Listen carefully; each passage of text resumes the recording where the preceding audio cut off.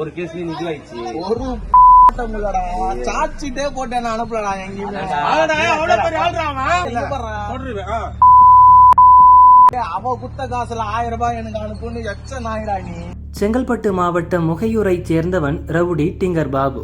அவனது நிலத்துக்கு அருகில் இருந்த நிலங்களை அபகரித்து கட்டடம் கட்டியுள்ளார். தட்டி கேட்க சென்றவர்களிடம் போலீசுக்கே போனாலும் என்மேல் சார்ஜ் ஷீட் கூட போட முடியாது என கூறியதுடன் அவதூறாக பேசியுள்ளார்.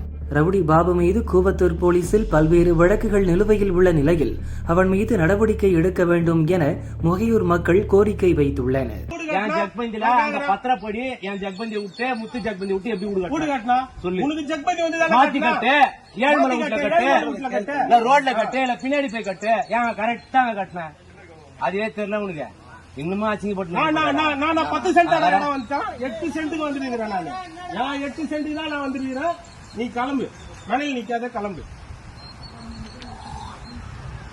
தேவையில்லாத பேசிட்டு வந்துருக்கிறான். விஷயம் சொல்றேன் இல்ல. ஏற்கனவே என்னோட கேஸ் போயிருக்கோம். ஒரு கேஸ்ல நிதி ஆயிடுச்சு.